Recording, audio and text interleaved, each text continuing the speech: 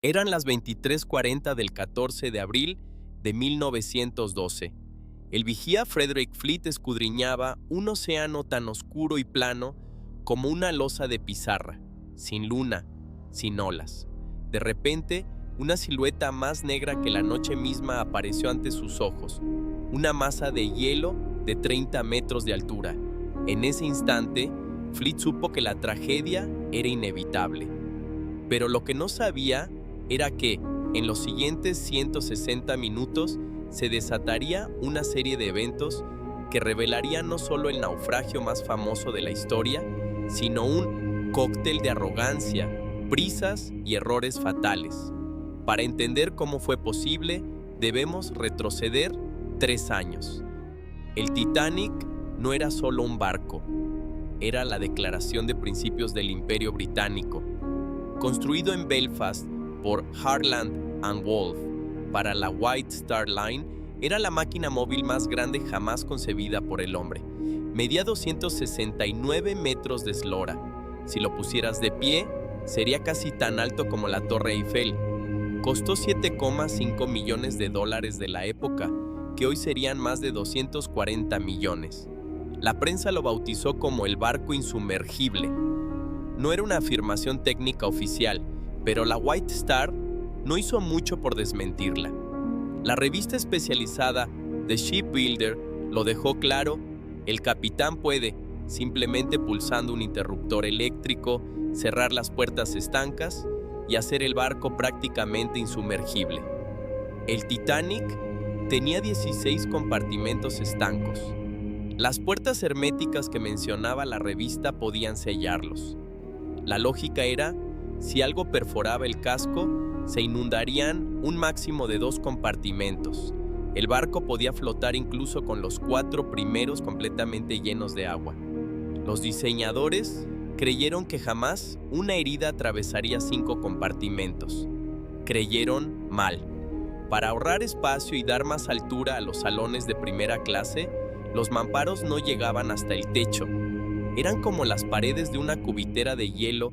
Si el agua llena un compartimento, simplemente rebosa y cae al siguiente. Ese detalle, esa omisión para ganar metros de lujo, sellaría el destino de 1,500 personas. La noche del 14 de abril se alinearon demasiados factores. El primero, una calma chicha, sin viento, sin olas rompiendo contra la base del iceberg. Era casi invisible. La única defensa habría sido la luna, pero no había.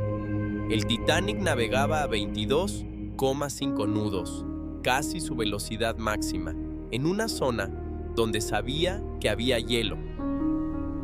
¿Por qué tanta prisa?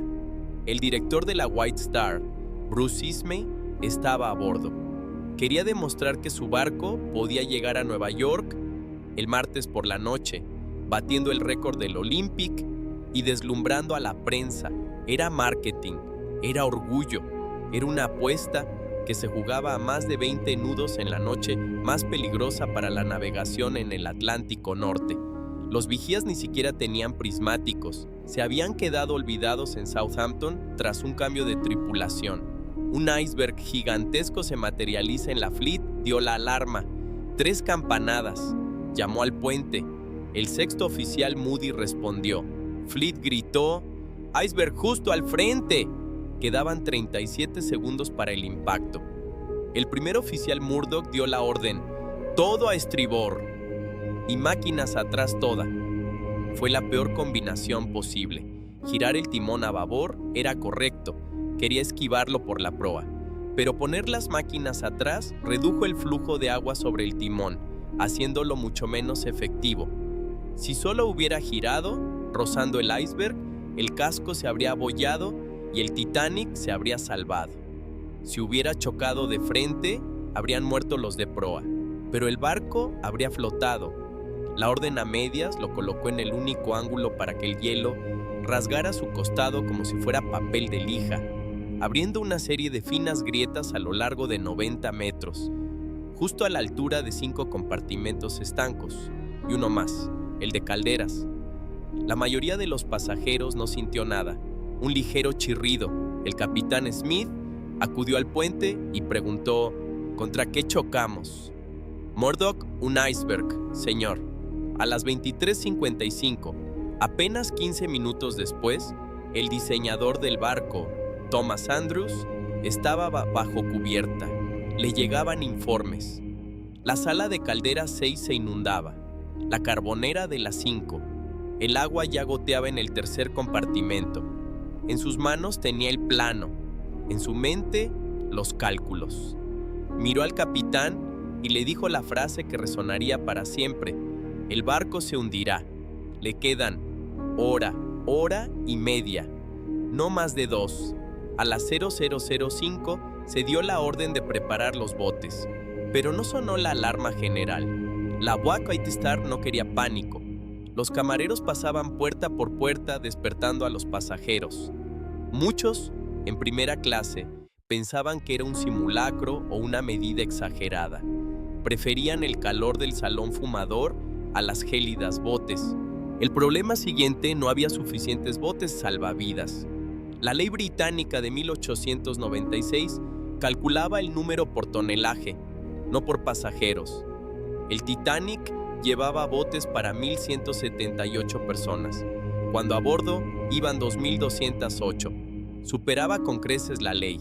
Era legal, era una sentencia de muerte. El oficial Murdoch a un lado, Lightoller al otro, interpretaron de forma distinta la orden del capitán. Murdoch la interpretó como mujeres y niños primero, si quedan huecos, hombres. Lightoller, de forma estricta, solo mujeres y niños. Por eso los botes de un lado bajaban más llenos que los del otro. El bote número 1, con capacidad para 40 personas, se fue con solo 12, mientras, en algún lugar de la cubierta, Wallace Hartley y sus músicos afinaban sus instrumentos. Empezaron con ragtime, luego valses. Cuentan los supervivientes que la música mantuvo la calma. La última canción que tocaron, según la mayoría, fue Nearer, My God, to Thee. Más cerca, oh Dios, de ti. Ninguno de ellos sobrevivió. 2:15 de la mañana. La proa está sumergida. El peso del agua levanta la popa fuera del mar, sometiendo la estructura a una tensión para la que nunca fue diseñada. Las luces parpadean y finalmente se apagan. A las 2:18, el casco se parte en dos. La proa se hunde de inmediato. La popa, con cientos de personas aferradas a los restos, se eleva casi vertical durante un minuto eterno antes de deslizarse hacia el abismo. Pero hay datos que desafían la leyenda oficial.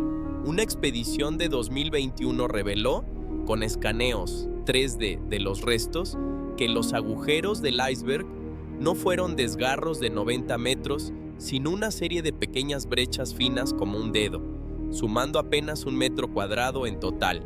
1 metro cuadrado bastó para hundir el barco más grande del mundo. Y luego está el incendio. Sí, un incendio. Los fogoneros llevaban días luchando contra un fuego en la carbonera 5, justo contra el mamparo del compartimento estanco. Algunos historiadores sostienen que el calor debilitó el acero del casco, haciéndolo más frágil contra el hielo. La White Star conocía el incendio, pero cancelar el viaje era impensable. Era marketing, era orgullo.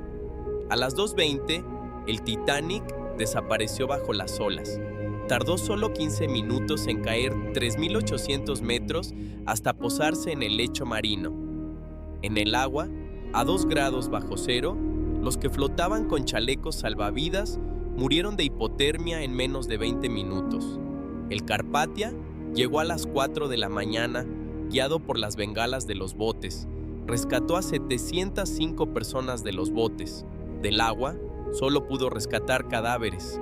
La última hora del Titanic no fue un simple accidente, fue el resultado de la confianza ciega en la tecnología, la presión comercial y una cadena de pequeños errores que por separado eran insignificantes, pero juntos formaron una condena. El insumergible nos enseñó que la arrogancia humana nunca puede domar la naturaleza. De los 2,208 pasajeros, solo 333 cuerpos fueron recuperados. Bruce Ismay se salvó. Se subió a uno de los últimos botes y vivió el resto de su vida señalado por la opinión pública. El capitán Smith se hundió con su barco. La última vez que se le vio, estaba en el puente mirando al frente. Si esta historia te ha atrapado como a nosotros, suscríbete y activa la campana. Cada semana te traemos la historia definitiva de un momento que el tiempo casi olvidó. Soy Mr. History. Gracias por navegar con nosotros.